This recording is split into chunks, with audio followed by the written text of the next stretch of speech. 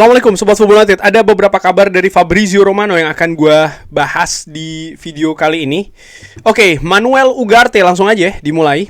Manuel Ugarte ini diperkirakan akan meninggalkan Manchester United di akhir musim ini dengan peluang antara 90 sampai dengan 95%.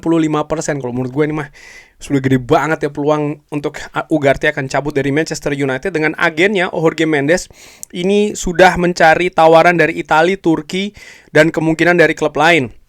Casemiro ini juga akan cabut di akhir musim nanti. Jadi dua gelandang Manchester United ini akan cabut ya. Dan ini berarti Manchester United akan mendatangkan setidaknya dua gelandang baru di musim panas nanti. Oke, sebelum ke kabar lainnya, gue ingin melihat kontrak dari Ugarte ya. Ini 5 tahun.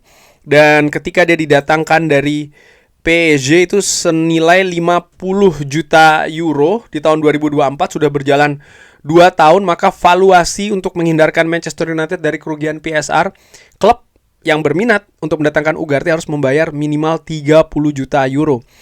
Nah, semoga ada klub yang mau membayar 30 juta euro ya. Kalau tidak, Manchester United akan mendapatkan kerugian. Oke, akan dapat ada pemasukan untuk dipergunakan di bursa transfer musim panas, tapi untuk perhitungan PSR, kalau angkanya di bawah 30 juta euro ini akan dinilai sebagai sebuah kerugian, dan harapan gua tidak demikian.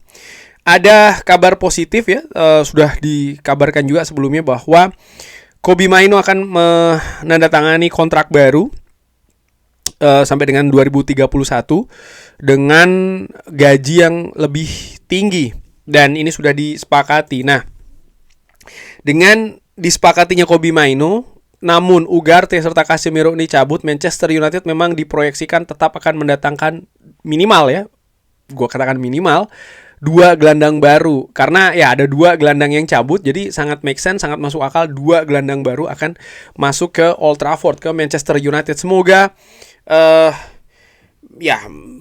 gelandang baru tersebut bisa langsung nyetel dengan Manchester United, karena menurut gue penting ya untuk bisa mendapatkan pemain yang siap untuk bermain di posisi penting di Manchester United. Dan apalagi kalau kita melihat proyeksi dari pemain baru itu juga akan mengganti peran dari Casemiro. Kita lihat peran dari Casemiro sejauh ini di Manchester United untuk mendatangkan atau mendapatkan tiket Champions League untuk musim depan. Fantastis menurut gue. Jadi Manchester United harus mencari pemain yang bisa bermain sekaliber, paling tidak dari sisi teknis ya, seperti Casemiro. Ini bukan tugas yang mudah menurut gue. Nah, yang paling penting, salah satu faktor yang paling penting adalah siapa yang akan menjadi head coach dari Manchester United musim depan. Karena kita bisa berbicara terkait dengan calon pemain Manchester United posisi lini tengah untuk musim depan. Tapi ya nama head coach ini juga penting ya untuk ditentukan dulu, karena sang pemain pastinya akan ingin tahu kepastian siapa yang akan menangani dia ya ketika dia datang di Manchester United.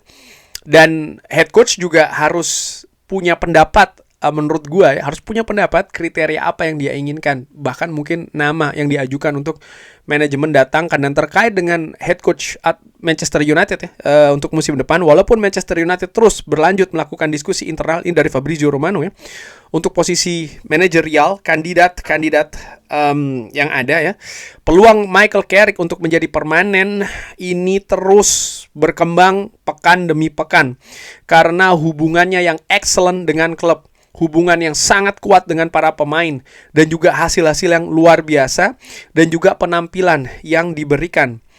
Bruno Fernandes mengatakan ya di interview BBC bahwa dia tidak pernah berekspektasi atau tidak pernah memperkirakan Manchester United punya peluang untuk finish di peringkat ketiga ketika Michael Carrick datang.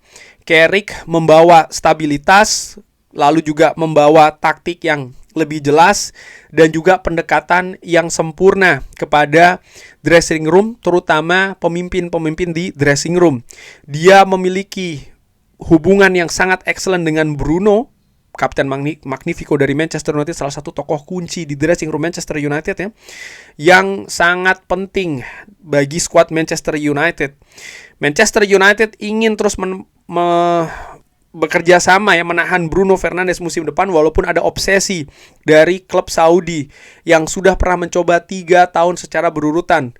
Klub percaya pekerjaan excellent dari Michael Carrick ini akan menjadi faktor kunci membantu Bruno Fernandes untuk tetap stay, khususnya sepak bola Liga Champions. Dan ini sama kuatnya ya hubungan yang dimiliki Michael Carrick dengan Harry Maguire dan juga pemain-pemain lain.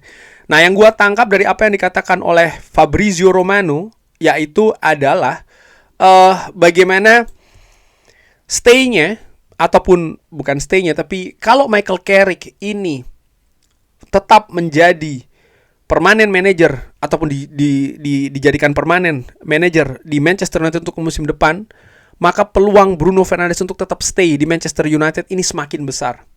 Menurut gue itu make sense. Bayangkan Bruno Fernandes yang tentu saja dengan usia yang terus bertambah, dia tetap memiliki ambisi yang juga tinggi di dalam karir sepak bolanya. Lalu ada nama baru datang, dia akan berpikir, oh ya harus ada adaptasi lagi, situasinya, komunikasinya, taktiknya, dan lain-lain. Mungkin ada pemain baru lagi yang datang ya. Akan seperti kayak memulai lagi dari awal. Dan kalau kita lihat bagaimana karir Bruno Fernandes di Manchester United, luar biasa sejarah kontribusinya ya dari Bruno Fernandes.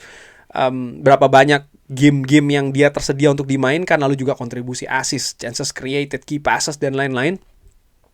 Tapi ada sesuatu yang kurang beruntung menurut gue Bruno Fernandes di Manchester United. Salah satunya adalah kurang beruntungan itu adalah pelatih manajer yang terus berganti setiap 2 musim. Ini kan membuat dia harus mundur lagi, menyesuaikan lagi, dan lain-lain ya. Dan kalau ada nama lain yang masuk menggantikan Michael Carrick, ya dia pasti akan, menurut gua, asumsi gua, dia bisa jadi, kalau pasti kayak terlalu yakin banget, tapi ada kemungkinan besar dia akan berpikiran seperti itu. Gua pun juga memperkirakan hal itu, sehingga kalau Manchester United tetap bersama dengan Michael Carrick sudah mengetahui Bruno Fernandes sebelumnya ketika bersama dengan Ole Gunnar Solskjaer, sudah pernah bekerja sama dengan Bruno Fernandes.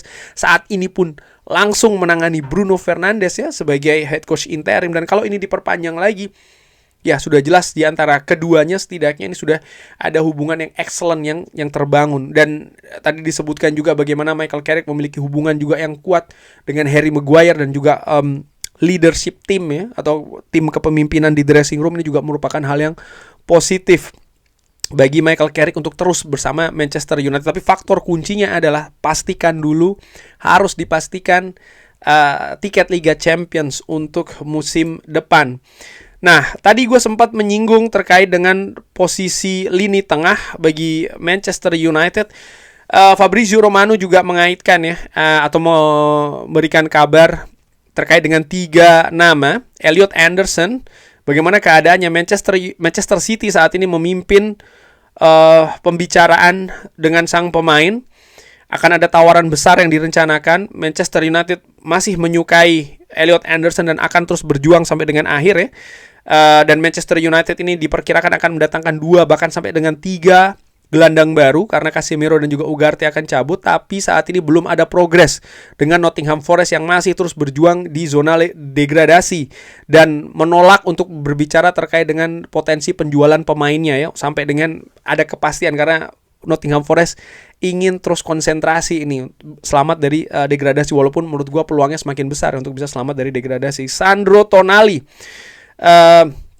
dikabarkan oleh Fabrizio Romano, Tonali masih terus berada di daftar Manchester United, tapi dia akan sangat mahal dan Manchester United masih harus mengatur ya budgetnya dengan hati-hati karena mereka akan mengejar multiple target. Jadi bukan hanya 1, 2, bahkan sampai dengan 3 target. Sehingga Manchester United ini diperkirakan akan menghindari angka-angka gila. Dan kalau kita lihat juga ya, tadi disebutkan 2-3 pemain lini tengah, kemungkinan Manchester United akan melakukan pembelian, katakanlah seperti itu, pemain baru. Manchester United juga butuh memperkuat posisi-posisi lain, sehingga ada budget yang harus betul-betul diatur. Dan bagaimana dengan Carlos Baleba? Carlos Baleba ini terus berada di daftar buruan Manchester United dengan kesepakatan personal yang sudah dilakukan di musim panas tahun 2025 dan masih valid sampai dengan saat ini, dan dia pun juga masih tertarik ke Manchester United, khususnya dengan Champions League yang semakin mendekat ke Old Trafford. Dan ya, diharapkan saat ini ada harga dari Carlos Baleba yang lebih realistis dibandingkan dengan musim panas tahun lalu di angka 90 sampai dengan 100 juta pounds ya. ini angka yang terlalu tinggi menurut gue. Dan dengan situasi Baleba musim ini diharapkan akan ada penurunan harga. Ini menarik ya, apakah Baleba musim ini, gue sudah pernah singgung sih sebenarnya di video sebelumnya, apakah penampilan Baleba ini ada kaitannya dengan penurunan harga dari sang pemain, di mana Fabrizio Romano mengatakan sang pemain ada kesepakatan nih kan dengan Manchester United secara paling tidak